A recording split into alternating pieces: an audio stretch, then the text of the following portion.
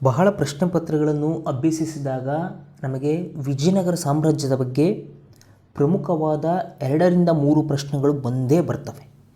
ಹಾಗಾಗಿ ಆ ಪ್ರಮುಖ ಪ್ರಶ್ನೆಗಳನ್ನು ನಾವು ನೋಡ್ತಾ ಹೋಗೋಣ. ಮೋಸ್ಟ್ ಇಂಪಾರ್ಟೆಂಟು, ಬಹಳ ಗಮನವಿಟ್ಟು ನೋಡಬೇಕು. ಈ ಮೊದಲನೇದಾಗಿ ಫಸ್ಟ್ನೇ ಪ್ರಶ್ನೆ, ಇದು KS ಅಲ್ಲಿ 1999ರಲ್ಲಿ ಕೇಳಿರೋದು.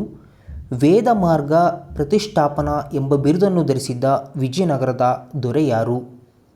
ವೇದ ಮಾರ್ಗ ಪ್ರತಿಷ್ಠಾಪಕ. ಇದಕ್ಕೆ ಸರಿಯಾದ ಉತ್ತರ 1ನೇ ಹರಿಹರ. 1ನೇ ಹರಿಹರರನ್ನು ವೇದ ಮಾರ್ಗ ಪ್ರತಿಷ್ಠಾಪಕ ಎಂಬ ಬಿರುದನ್ನು ಧರಿಸಿದ್ದ. ನೆಕ್ಸ್ಟ್, ನ್ಯೂನೀಸ್ ಎಂಬ ಪೋರ್ಚುಗೀಸ್ ಪ್ರವಾಸಿಗ. ನ್ಯೂನೀಸ್ ಯಾವ ಪ್ರವಾಸಿಗ, ಯಾವ ದೇಶದ ಪ್ರವಾಸಿಗ ಅಂದರೆ ಪೋರ್ಚುಗೀಸ್ ಪ್ರವಾಸಿಗ. ನ್ಯೂನೀಸ್ ಈತ ಪೋರ್ಚುಗೀಸ್ ಪ್ರವಾಸಿಗ. ಈತ ಯಾರ ಆಳ್ವಿಕೆಯಲ್ಲಿ ವಿಜಯನಗರಕ್ಕೆ ಭೇಟಿ ಕೊಟ್ಟ? ನ್ಯೂನೀಸು ಪೋರ್ಚುಗೀಸಿಂದ ವಿಜಯನಗರ ಸಾಮ್ರಾಜ್ಯಕ್ಕೆ ಬಂದಾಗ ಆ ವಿಜಯನಗರ ಸಾಮ್ರಾಜ್ಯದಲ್ಲಿ ಇರ್ತಕ್ಕಂತಹ ಎಂಪರರ್ ಯಾರು? ನ್ಯೂನೀಸ್ ಬಂದಾಗ ಅಲ್ಲಿ ಅಚ್ಯುತರಾಯರವರು ಇದ್ದರು. ಅಚ್ಯುತ ರಾಯ್ ನೆನ್ಪಿಟ್ಕೋಬೇಕು. ನ್ಯೂನೀಸ್ ಎಲ್ಲಿಂದ ಬಂದನು ಅಂದರೆ ನ್ಯೂನೀಸ್ ಪೋರ್ಚುಗೀಸ್. ಕೃಷ್ಣದೇವರಾಯನು ಯಾರ ಸಮಕಾಲೀನನಾಗಿದ್ದನು? ಅಂದರೆ ಶ್ರೀಕೃಷ್ಣದೇವರಾಯರು ತಮ್ಮ ಸಾಮ್ರಾಜ್ಯದ ಅಧಿಪತಿಯಾಗಿ ಕೆಲಸ ಮಾಡತಕ್ಕಂಥ ಸಂದರ್ಭದಲ್ಲಿ ಇನ್ನೊಂದು ಸಾಮ್ರಾಜ್ಯದಲ್ಲಿ, ಪಕ್ಕದ ಸಾಮ್ರಾಜ್ಯದಲ್ಲಿ ಆತನ ಸಮಕಾಲೀನ ಯಾವ ಸಾಮ್ರಾಜ್ಯ ಇತ್ತು ಅಥವಾ ಆ ಸಾಮ್ರಾಜ್ಯದ ದೊರೆ ಯಾರಿದ್ದರು ಅಂದರೆ ಬಾಬರ್. ಮೊಘಲ್ ಸಾಮ್ರಾಜ್ಯದ ಸ್ಥಾಪಕನಾದ ಬಾಬರ್ ಶ್ರೀಕೃಷ್ಣದೇವರಾಯರ ಸಮಕಾಲೀನ. ನೋಡಿ, ಈ ಚಾರ್ಟು ವೆರಿ ಇಂಪಾರ್ಟೆಂಟ್. ಕೃಷ್ಣದೇವರಾಯ ಕಾಲದಲ್ಲಿ ಭೇಟಿ ನೀಡಿರ್ತಕ್ಕಂತಹ ವಿಜಯನಗರ ಸಾಮ್ರಾಜ್ಯ ಕಾಲದಲ್ಲಿ ಭೇಟಿ ನೀಡಿರ್ತಕ್ಕಂಥ ಕೆಲವೊಬ್ಬರು ಯಾತ್ರಿಕರು ಹಾಗೂ ಅವರು ಯಾರ ಸಮಯದಲ್ಲಿ ಭೇಟಿ ನೀಡಿದರು ಅಂತ. ಅಬ್ದುಲ್ ರಜಾಕ್ ದೇವರಾಯ 2, 2ನೇ ದೇವರಾಯನ ಕಾಲದಲ್ಲಿ ಭೇಟಿ ನೀಡಿದಂತಹ ಯಾತ್ರಿಕ ಯಾರು, ವಿದೇಶಿಗ ಯಾರು ಅಂತ ಕೇಳಿದರೆ ಅಬ್ದುಲ್ ರಜಾಕ್. ನಿಕೋಲೋ ಡಿ ಕೊಂಟಿ ಅಥವಾ ನಿಕೋಲೋ ಕೊಂಟಿ ಅಂತಲೂ ಕರಿತೀರಿ. ಈತ ದೇವರಾಯ 1 ಅವರ ಕಾಲದಲ್ಲಿ ಭೇಟಿ ನೀಡಿದ್ದು ನಿಕೋಲೋ ಡಿ ಕೊಂಟಿ. ಅಚ್ಯುತರಾಯ್ ಕಾಲದಲ್ಲಿ ನ್ಯೂನೀಸ್ ಅವರು ಅಚ್ಯುತರಾಯ್ ಕಾಲದಲ್ಲಿ ಬರ್ತಾನೆ. ಕೃಷ್ಣದೇವರ ಕಾಲದಲ್ಲಿ ಬಾರ್ಬೋಸಾ, ಇನ್ನೊಬ್ಬ ಬರ್ತಾನೆ ಡೊಮಿಂಗೋ ಫೇಸ್. ಬಾರ್ಬೋಸಾ ಮತ್ತು ಡೊಮಿಂಗೋ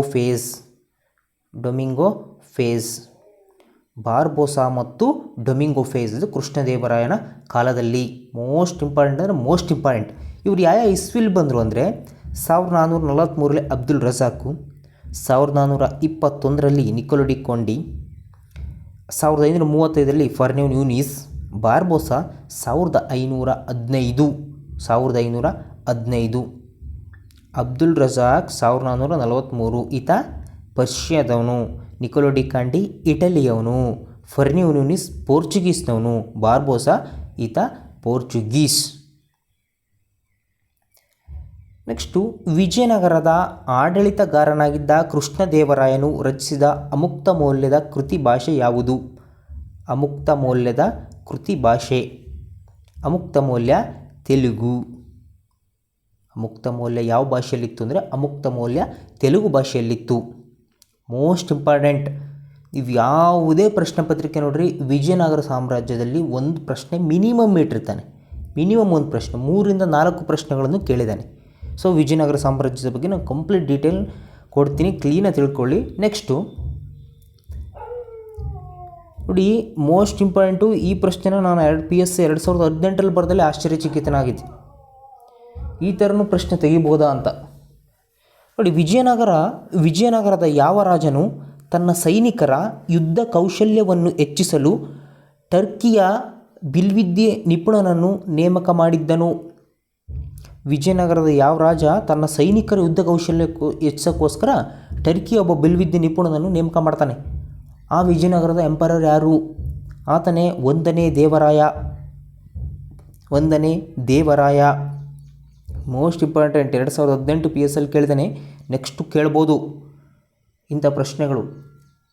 ವಿಜಯನಗರದ ಸ್ಥಾಪಕ ಯಾರು, ತೆಲುಗು ಭಾಷೆ ಅಮುಕ್ತ ಮೌಲ್ಯ ಯಾವುದು, ಬರೀ ಇದನ್ನೇ ಕೇಳ್ತಾ ಇದ್ರು ಇಷ್ಟು ದಿನ.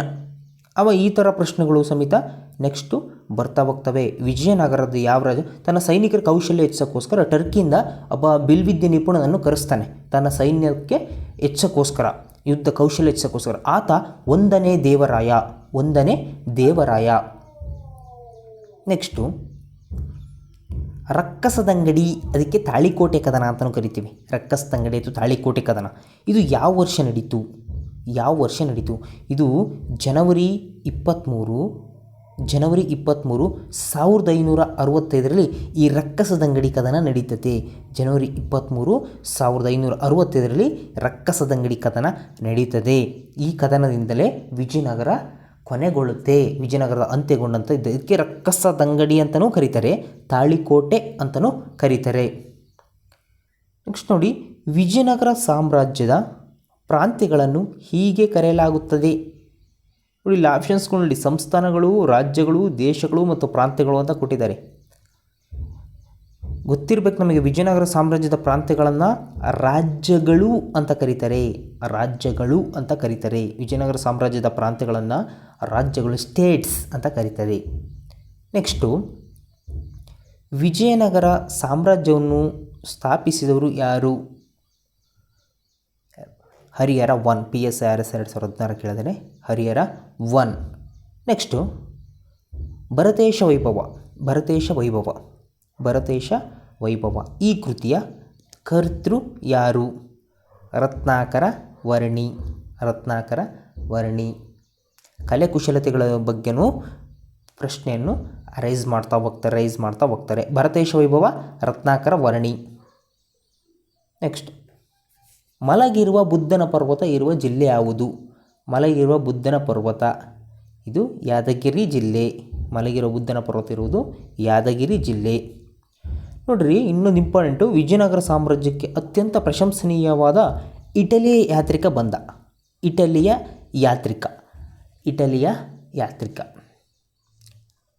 ಯಾತ್ರಿಕ ಆತ ಯಾರು? ಆತನೇ ನಿಕೋಲೋ ಡಿ ಕೌಂಟಿ ಇಟಲಿಯ ಯಾತ್ರಿಕ. ಆಗಲೇ ನಾವು ತಾಳಿಕೋಟೆ ಯುದ್ಧ ಅಥವಾ ರಕ್ಕಸದಂಗಡಿ ಕದನ ಅಂತ ಕರೆದ್ವಿ. 1565 ಜನವರಿ 23. ಈ ಯುದ್ಧವು ಯಾರ ಆಳ್ವಿಕೆಯಲ್ಲಿ ನಡೆಯಿತು? ಸದಾಶಿವರಾಯರವರ ಆಳ್ವಿಕೆಯಲ್ಲಿ ರಕ್ಕಸದಂಗಡಿ ಅಥವಾ ತಾಳಿಕೋಟೆ ಕದನ ನಡೆಯಿತು. ರಕ್ಕಸದಂಗಡಿ ಹಾಗೂ ತಾಳಿಕೋಟೆ ಕದನ ನಡೆಯಿತು. ನಾವು ಯಾವುದೇ ಪ್ರಶ್ನೆ ಪತ್ರಿಕೆ ಆಗಿರ್ಬೋದು ಅಥವಾ ಏನೋ ಸ್ಟಡಿ ಮಾಡೋಕ್ಕೆ ಕುಂತಾಗ ನಾವು ಯಾವುದೋ ಒಂದು ಸಬ್ಜೆಕ್ಟ್ ಇಟ್ಕೊಂಡು ಅದರೊಳಗೆ PhD ಆಗೋ ಅವಶ್ಯಕತೆ ಇಲ್ಲ. ಮೋಸ್ಟ್ ಇಂಪಾರ್ಟೆಂಟ್, ವಿಜಯನಗರ ಸಾಮ್ರಾಜ್ಯದ ಬಗ್ಗೆ ಪ್ರಶ್ನೆ ಕೇಳ್ತಾರಂದರೆ ವಿಜಯನಗರ ಸಾಮ್ರಾಜ್ಯ ಫಸ್ಟ್ ನೋಡ್ಕೋಬೇಕು. ಮಿನಿಮಮ್ 2-3 ಪ್ರಶ್ನೆಗಳು ಇಲ್ಲಿ ವಿಜಯನಗರ ಸಾಮ್ರಾಜ್ಯದಲ್ಲೇ ಬರ್ತವೆ. ಅದನ್ನು ಬಿಟ್ಟು ಯಾವುದೋ ಗೊತ್ತಿಲ್ಲ ಟಾಪಿಕ್ಕೋ, ಯಾವುದೋ ಕೇಳೋ ಟಾಪಿಕ್ಕೋ, ಯಾವುದೋ ವರ್ಲ್ಡ್ ಹಿಸ್ಟ್ರಿನೋ ಓದ್ಕೊಂತ ಕುಂತ್ರೆ ಯೂಸ್ ಇಲ್ಲ. First exam purpose, first job ತಗೋಬೇಕು, ನೆಕ್ಸ್ಟ್ ಫರ್ದರ್ ಆಮೇಲೆ. ಇನ್ನು ಖುಷಿಗೆ ಓದೋದು ಆಮೇಲೆ, ಜಾಬಿಗೋಸ್ಕರ ಓದೋದು ಈಗ ಪ್ರೆಸೆಂಟು. ನೆಕ್ಸ್ಟು ನಾನು ಈ ತಾಳಿಕೋಟೆ ಯುದ್ಧದ ಬಗ್ಗೆ ಆಯಿತು. ನೆಕ್ಸ್ಟು, ಕುಮಾರವ್ಯಾಸನ ನಿಜವಾದ ಹೆಸರು ಯಾವುದು? ಕುಮಾರವ್ಯಾಸನ ನಿಜವಾದ ಹೆಸರು ಯಾವುದು? ನಾರಣಪ್ಪ ಎನ್ನುವುದು ಈ ಕುಮಾರವ್ಯಾಸನ ನಿಜವಾದ ಹೆಸರು. ನಾನು ಯಾಕೆ ಒಂದು ಪ್ರಶ್ನೆ ಆಗ್ತಿದ್ದಂಗೆ ಅದಕ್ಕೆ ಆನ್ಸರ್ ಸ್ವಲ್ಪ ಗ್ಯಾಪ್ ಬಿಡ್ತೀನಿ ಅಂದರೆ, ನಿಮಗೆ ಆನ್ಸರ್ ಗೊತ್ತಿರೋರು ನಾನು ಹೇಳೋಕ್ಕಿಂತ ಮುಂಚೆನೇ ನೀವು ಕ್ವಶನ್ ನಂಬರಾಗಿ ಕಮೆಂಟ್ ಮಾಡ್ಬೋದು. ಅಂದರೆ ನಿಮಗೆ ಇದು ಒಂಥರ ಮಾರ್ಕ್ ಟೆಸ್ಟ್ ತಗೊಂಡಾಗ ನೀವು ಮಾಡ್ಬೋದು. ಆ ಕ್ವಶನ್ಗೆ ನೀವು ಆನ್ಸರ್ನ ನೀವೇ ಮಾರ್ಕ್ ಟೆಸ್ಟ್ ತಗೊಂಡ ರೀತಿಯಾಗಿ ಮಾಡ್ತಾ ಹೋಗ್ಬೋದು. ನೀವು ಅದು ಸಪ್ರೇಟ್ ಮಾರ್ಕ್ ಟೆಸ್ಟಿಗೆ ಅಂತಲೇ ಇನ್ನೊಂದು ಕೂರೋ ಅವಶ್ಯಕತೆ ಇಲ್ಲ. ವೀಡಿಯೋ ನೋಡ್ತಾನೆ ಒಂದು ಮಾರ್ಕ್ ಟೆಸ್ಟ್ ನೀವು ಅಟೆಂಡ್ ಮಾಡ್ಬೋದು. ನಿಮಗೆ ಗೊತ್ತಾಗುತ್ತೆ. ಆಮೇಲೆ ಲಾಸ್ಟ್ ಇನ್ನೊಂದು ಸಲ ನೋಡ್ಬಿಟ್ಟು ಇಷ್ಟಕ್ಕೆ ಸರಿ ಮಾಡಿದ್ದೀನಿ ಅಂತ ಹೇಳ್ಬೋದು. ಓಕೆ, ನೆಕ್ಸ್ಟು, ವಿಜಯನಗರ ಸಾಮ್ರಾಜ್ಯ ಪತನ ಆದ ಯುದ್ಧ ಭೂಮಿಯ ಸ್ಥಳ ಯಾವುದು ಅಂದರೆ ಅದೇ ತಾಳಿಕೋಟೆ. ಯುದ್ಧ ಭೂಮಿ ಪ್ರಶ್ನೆನ ಯಾವ ಥರ ಬೇಕಿದ್ರೂ ಕೇಳ್ಬೋದು. ಇದು PSS 1998ರಲ್ಲಿ ಕೇಳೋದು. ಪ್ರಶ್ನೆನ ಯಾವ ರೀತಿಯಲ್ಲಾದರೂ ಕೇಳ್ಬೋದು. ವಿಜಯನಗರ ಸಾಮ್ರಾಜ್ಯದ ಪತನ ಆದ ಯುದ್ಧ ಭೂಮಿ ಯಾವುದು ಅಂದರೆ ಅದು ತಾಳಿಕೋಟೆ. ನೆಕ್ಸ್ಟು, ಶ್ರೀಕೃಷ್ಣ ದೇವರಾಯನ ಯುದ್ಧ ಸಾಹಸಗಳ ಚಾರಿತ್ರಿಕ ಕ್ರಮ ಯಾವುದು? ಚಾರಿತ್ರಿಕ ಕ್ರಮ ಯಾವುದು ಅಂದರೆ ಈ ಎಲ್ಲ ಯುದ್ಧಗಳನ್ನು ಆತ ಆಳ್ವಿಕೆ ಮಾಡ. ಒಂದು, ಉಮ್ಮತ್ತೂರಿನಲ್ಲಿ ಶರಣಾಗತಿಯಾಗುವುದು, ಒಡಿಶಾದೊಂದಿಗೆ ಯುದ್ಧ, ಗೋಲ್ಕೊಂಡದಲ್ಲಿ ಕೂಲಿ ಕುತುಬ್ ಶಾಹೊಂದಿಗೆ ಯುದ್ಧ, ವಿಜಯನಗರದೊಂದಿಗೆ ಬಿಜಾಪುರದೊಂದಿಗೆ ಯುದ್ಧ ಮಾಡ್ತಾನೆ ಶ್ರೀಕೃಷ್ಣದೇವರ. ಅವರ ಇಸ್ವಿಗಳು ಈಗಿವೆ.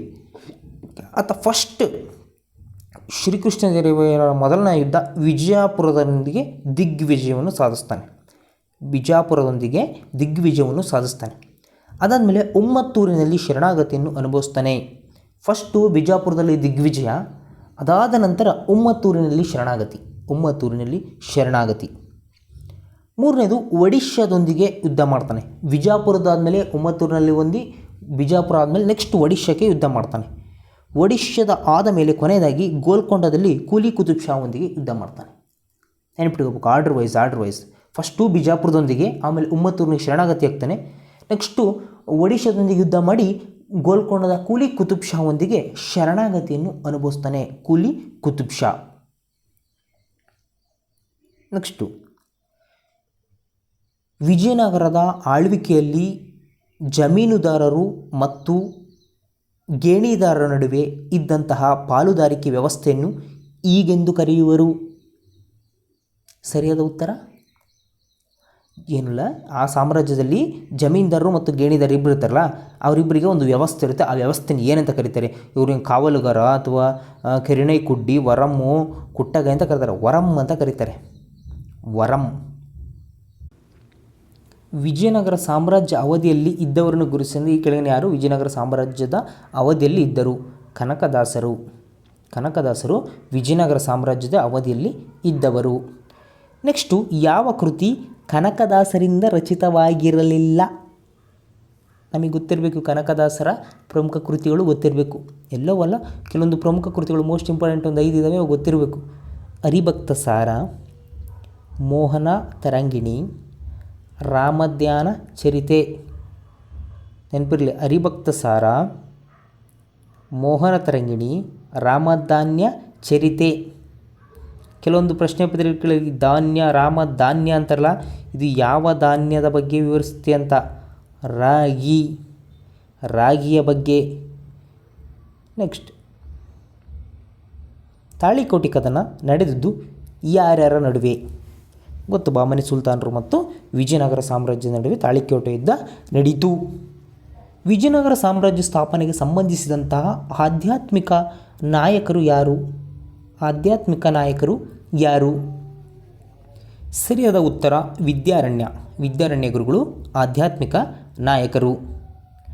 ನೆಕ್ಸ್ಟು, ವಿಜಯನಗರಕ್ಕೆ ಯಾವ ದೊರೆ ಚೀನಾಗೆ ರಾಯಭಾರಿಯನ್ನು ಕಳಿಸಿದ್ದನು?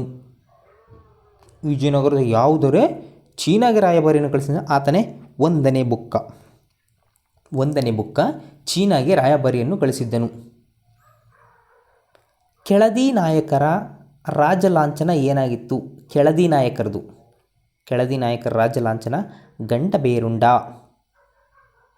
ನೆಕ್ಸ್ಟ್, 10ನೇ ಶತಮಾನದ ಆಚಾರ್ಯ ನೇಮಿಚಂದ್ರನನ್ನು ಜನಪ್ರಿಯವಾಗಿ ಹೀಗೆ ಹೆಸರಿಸಲಾಗುತ್ತಿತ್ತು. ನೇಮಿಚಂದ್ರನಿಗೆ ಏನಂತ ಕರಿತಾ ಇದ್ರು? ನೇಮಿಚಂದ್ರನಿಗೆ ಜನಪ್ರಿಯ ಒಂದು ಸಿದ್ಧಾಂತ ಚಕ್ರವರ್ತಿ.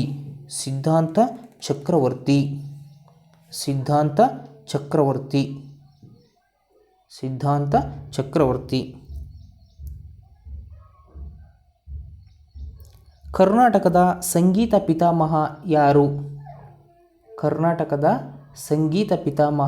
ಯಾರು? ಪುರಂದರದಾಸ. ಕರ್ನಾಟಕದ ಸಂಗೀತ ಪಿತಾಮಹ ಪುರಂದರದಾಸ. ವಿಜಯನಗರ ಸಾಮ್ರಾಜ್ಯದ ಸ್ಥಾಪಕರು ಯಾರು?